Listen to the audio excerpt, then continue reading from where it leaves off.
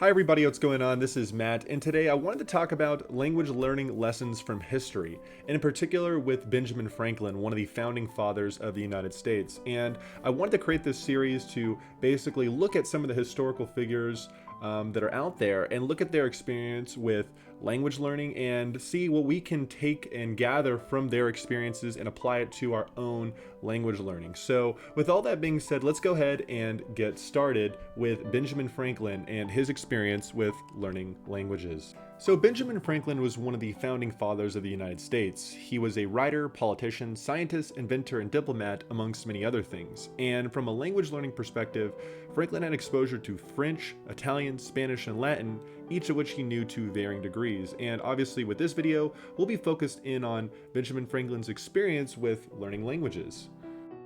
Starting with Benjamin Franklin's early experience, as noted in the autobiography of Benjamin Franklin, Franklin started off learning languages in school. In particular, he started off with Latin, but soon afterwards, he actually started to study other languages on his own. And I wanted to kind of quote from the autobiography of Benjamin Franklin, just kind of some of his experience with language learning. I had already mentioned that I had only 1 year's instruction in a Latin school, and that when very young, after which I neglected that language entirely. But when I had attained an acquaintance with the French, Italian, and Spanish, I was surprised to find, on looking over a Latin testament, that I understood so much more of that language than I had imagined, which encouraged me to apply myself again to the study of it, and I met with more success, as those preceding languages had greatly smoothed my way. I had begun in 1733 to study languages.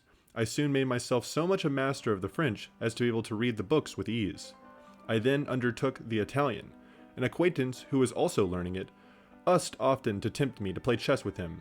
Finding this took up too much of the time I despair for study, I at length refused to play any more, unless on this condition that the victor in every game should have a right to impose a task, either in parts of the grammar to be got by heart, or in translations, etc., which task the vanquished was to perform upon honor before our next meeting. As we played pretty equally, we thus beat one another into that language. I afterwards, with a little painstaking, acquired as much of the Spanish as to read their books also. Now, when we look at a lot of historical figures, especially from a language learning perspective, it's very easy to attach this kind of perfect skill level with someone that claims fluency, or their skill is just this super high level. But the reality is that everybody's language skills aren't perfect, and this includes Franklin.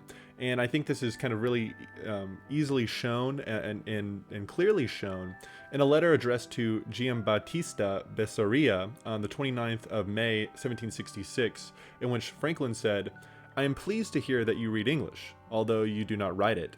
I am in the same case with Italian, hence we can correspond, if this pleases you, more easily if each of us writes his own language. I shall thus more often take the opportunity of expressing to you, through my letters, the great esteem and the respect with which I am, Reverend Sir, your most obedient and most humble servant."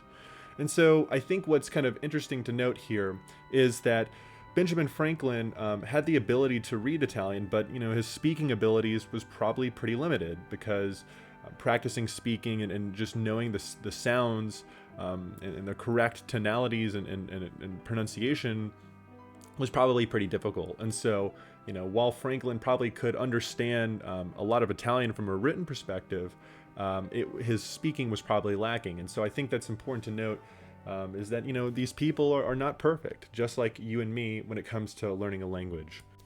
Now, during the American Revolutionary War, Franklin served as a diplomat to France, and in a lot of ways, Franklin had a really solid skill in French, although he had his own faults with the language. According to Walter Isaacson in his own autobiography of Benjamin Franklin, An American Life, he spoke with a degree of spontaneity, though with plenty of faults in his grammar and pronunciation.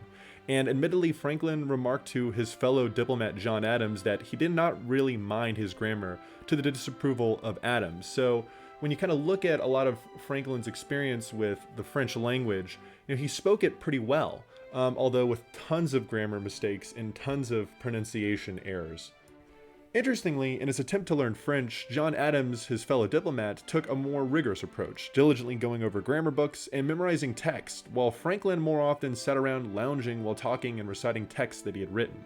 One method that Franklin did use to improve his French was through his bagatelles, or witty small stories that he wrote to his friends in France. Franklin would translate these bagatelles back and forth and show them to his friends who would offer corrections. And so, in the end, what can we gather from Benjamin Franklin and language learning? Well, in my opinion, one of the key concepts that we can take away is the power of reading. And this was probably the primary method that many people in the past had to rely on to learn a language, which was through trying to read text, painstakingly translating words as they go. But if you think about it, it really is this focus in on trying to enjoy compelling content, right? It's enjoying the written text, but translating it as they go, right? They're trying to acquire the vocabulary. And because it was probably this very intensive process to translate texts, there is this kind of very much this focus in on really knowing the vocabulary and really having that ingrained into your mind as you go about translating the text. But the thing about it too is that as you read text, you do kind of start to see grammar in context. And I think that really when we look at Benjamin Franklin and other people, we really see that the power of reading is important. And it was important for people back then in terms of learning a language. I think what we can also gather is that making mistakes is okay. You know, Benjamin Franklin really did not mind that he had broken pronunciation in French at times, or he made grammar mistakes. And while John Adams, his fellow diplomat, might have been very obsessed about grammar and speaking accurately and elegantly, it didn't really bother Benjamin Franklin. And he had plenty of friends and connections who really didn't mind either. And while it might have been slightly grating at times, it was okay for him to make mistakes because he could get his point across. So I think that it's important to just, be okay with making mistakes. It's going to happen, and just to enjoy things. The other thing too is that grammar can be difficult, and it is also okay to make mistakes. I mean, obviously it didn't let Benjamin Franklin, that didn't bother him. And so, it shouldn't bother you that, you make errors with conjugation or word order. I think we should always strive to be more accurate, but it's always important to just not let that take over the entire experience with learning a language. I think another important thing is that constant exposure to the language is key. While he was in France, Benjamin Franklin would obviously communicate with a lot of people. He would go to dinners versus John Adams at times would stay back and not go to the dinner to practice his French. But because Franklin did go to these dinners and he was constantly talking with people, he was getting exposed to the language. He was hearing people speak the language. He was probably picking up vocabulary as he was going. He was practicing his speaking. And so I think this constant exposure is important to language learning, even in the modern time. And we can see this being implemented by Franklin here. And I think the last thing is to have fun with the language and your experience with the language. Benjamin Franklin obviously had mistakes with pronunciation.